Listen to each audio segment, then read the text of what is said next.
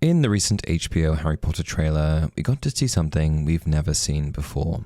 Our first glimpse at Harry's grandparents on his mother's side. They appear standing alongside Vernon and Petunia Dursley in their wedding photo, with presumably Vernon's parents on one side and Petunia's parents, aka Lily's parents, on the other. And with this new bit of info, it got me thinking, what did happen to the rest of Harry's family? Cousins, uncles, aunts, nephews, second cousins. What happened to them all? Were they casualties of war? And why did Harry have to live with the Dursleys? Did he really not have one other blood relative? Not even one? Let's dive into it.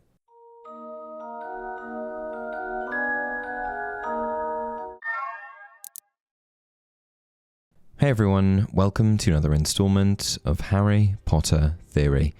Let's start with Harry's grandparents that we see in the trailer, Lily and Petunia's parents, the Evans. The lore states that both of Lily's parents died normal Muggle deaths without going into any detail. We know that they both died sometime between 1971 and 1981, because in 1971 they saw Lily off to Hogwarts at platform 9 3/4, and in 1981 Lily was murdered. We know them to be dead at this point. It's unusual that they would have died in this time frame, and I'm really not sure what constitutes a normal Muggle death. It definitely isn't old age, because they would have been far too young. After all, Lily and James are only 21 themselves when they died, so even if they had Lily quite late, a fair assumption is that they couldn't have been that old. So if it wasn't old age, what's a normal death? Cancer? Heart attack? It's really hard to say. Provided that all of the information we have on their deaths groups them together, and that they were so young, I strongly suspect some foul play. Lily and James were both very outgoing witches and wizards, joining the Order of the Phoenix and actively participating in the fight against evil. This meant that they were very much on the radar of the Death Eaters. In the Harry Potter films, we've seen many instances of Death Eaters tyrannizing Muggle London and attacking Muggles. So why would Lily's parents be an exception?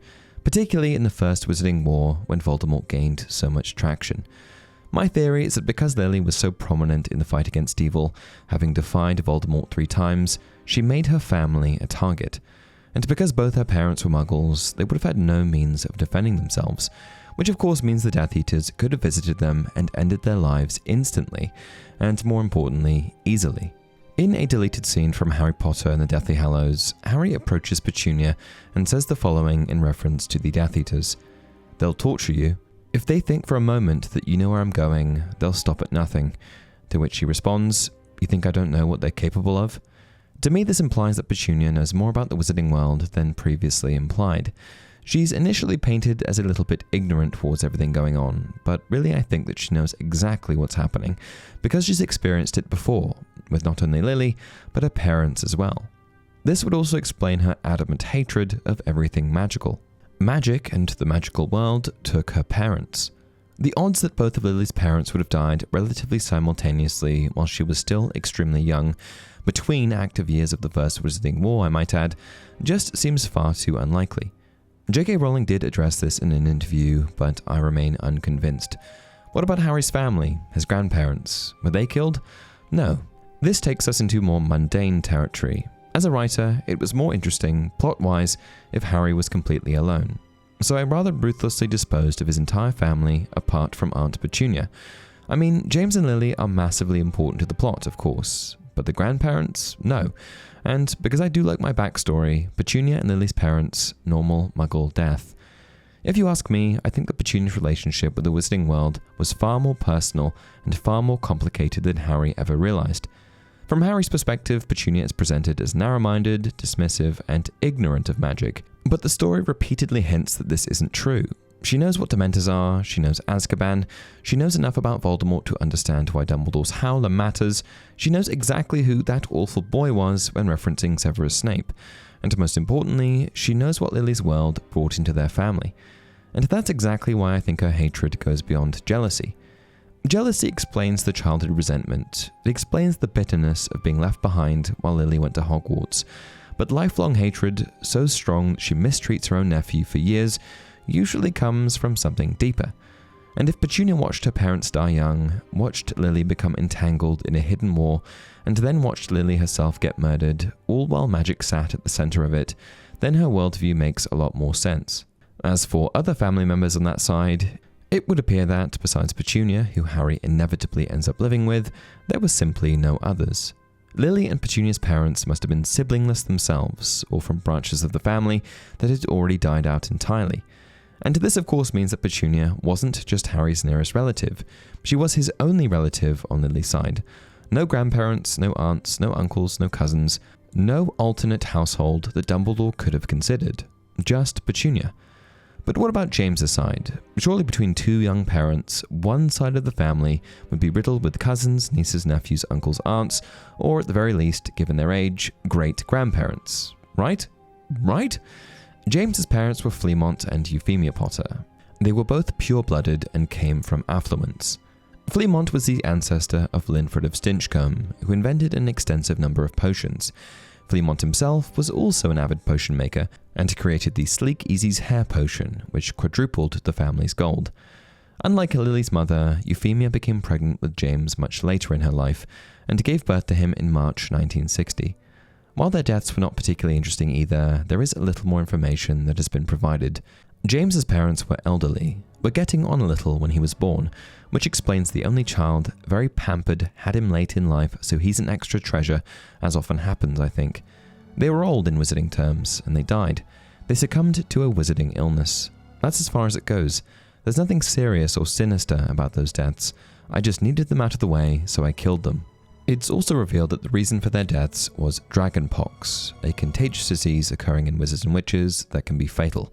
It's similar in nature to the Muggle chickenpox. It leaves little pock marks on the skin and can result in a lasting greenish tinge. In some cases, it can result in a green and purple rash between the toes and sparks that come out of the nostrils when the patient sneezes.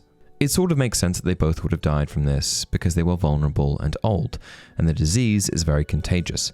Perhaps because of their age, they weren't able to properly fight the disease, similar to the way that the chickenpox virus intensifies and develops as shingles in adults.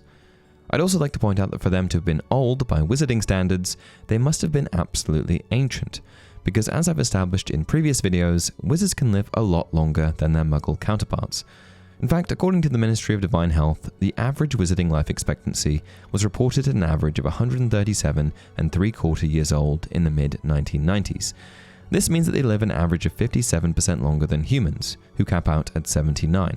If James's parents were indeed old by wizarding standards, it means they would have been at the very least in their hundreds by the time he died. Talk about a geriatric pregnancy. It also turns out that, like Lily, James had very little other family. No siblings, no living grandparents, not surprising given his parents' age, and no aunts and uncles.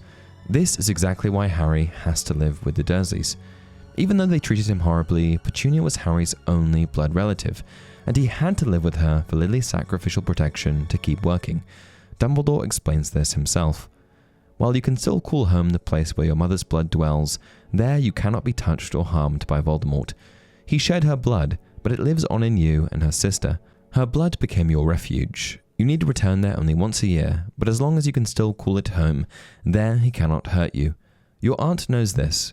I explained what I had done in the letter I left with you on her doorstep. She knows that allowing you house room may well have kept you alive for the past 15 years. So even though the Dursleys treated Harry like trash, in a tragic turn of events, he was actually still safer with the Dursleys than with anyone else.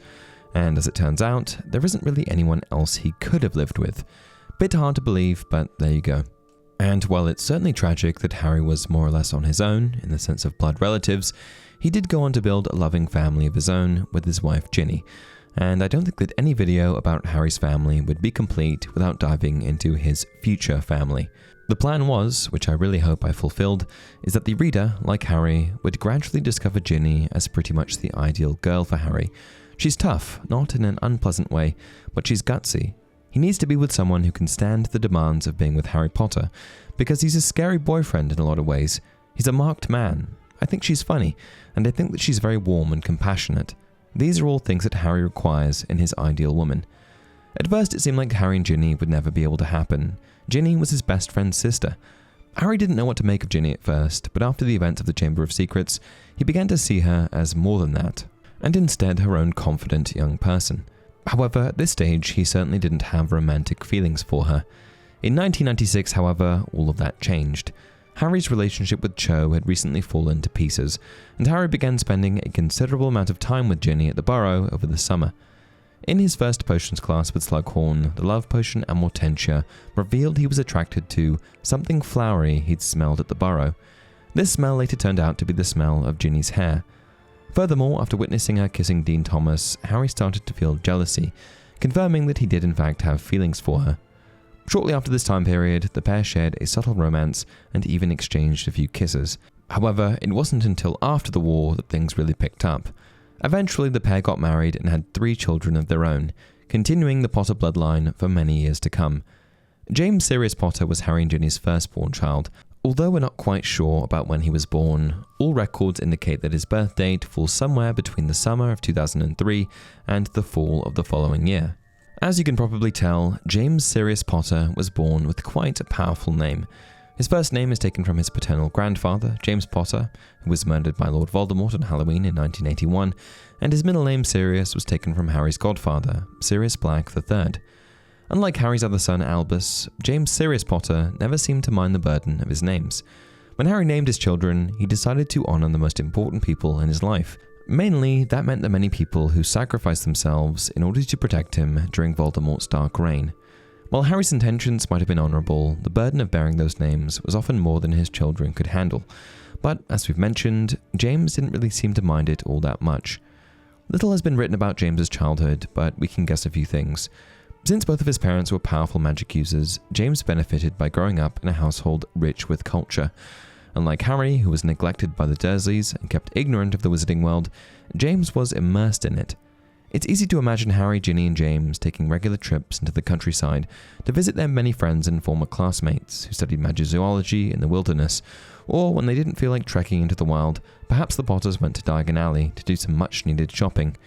Ginny probably handed James a few coins to buy a handful of cauldron cakes and pumpkin pasties from Sugar Plum's sweet shop. James's name first appears in written records when he was 11 years old. Along with the rest of his family, he took a once-in-a-lifetime trip to the Quidditch World Cup. There, Harry once again used his old-school connections to meet one of the most famous Quidditch athletes in the world, Victor Crumb. He introduced Crumb to his boys, and together they wore the Bulgarian jerseys to show their support. In 2015, James received his letter of admissions from Hogwarts School of Witchcraft and Wizardry. By that fall, he took his first trip aboard the Hogwarts Express, was sorted as a Gryffindor, and began his studies as a wizard. During his time at Hogwarts, James got his hands on both the Marauders map and the invisibility cloak. Unlike his father, Harry, James was never dragged into any memorable adventures, and unlike his own grandfather, James Potter I, the younger James was never much of a bully, and actually seemed to be rather well liked. Albus Severus Potter was the second child from Harry and Ginny's relationship. Albus was born only 2 years after his older brother James. Before Albus enrolled in Hogwarts, the two boys shared a typical brotherly relationship. At times they were best friends, and at others they were bitter rivals. Through it all, they lived a quiet, peaceful childhood, with splashes of excitement, like the time they went to the Quidditch World Cup in 2014. Although, unlike James Potter II, Albus was worried.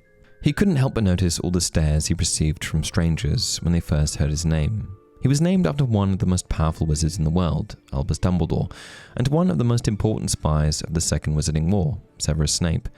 But Albus Severus Potter felt as though he couldn't measure up to their legacy, and after failing to successfully fulfill simple magical tasks, that doubt seemed to be proven true. In the fall of 2017, Albus Severus joined his brother James on his journey to Hogwarts. This was Albus's first year at school, and he was worried about his magical inadequacies, along with the heavy scrutiny that a Potter regularly receives. Overwhelmed with anxiety, Albus confided in his father. In order to live up to the legacy of his name, Albus presumed that he needed to be sorted into Gryffindor, and while waiting in front of platform 9 3/4, Albus's father Harry reassured the young boy that it didn't matter which house he was sorted in. As a matter of fact, the bravest person that Harry had ever known, Severus Snape, was a Slytherin, so enrolling in that house was just as honorable as any other. After hearing that reassurance, Albus turned to board the train, along with his cousin, Rose Granger Weasley. For much of his life, Albus's relationship with Rose was a fairly stable fixture, but from that day, the two would soon grow apart. Rose, just like her parents Hermione and Ron, would become quite popular at school, but Albus wouldn't fare as well. When he arrived at Hogwarts, he was sorted into Slytherin, a fact that made him the target for bullies from all houses. Gryffindor students considered him a traitor, and Slytherin students thought Albus was simply ill fit for the house.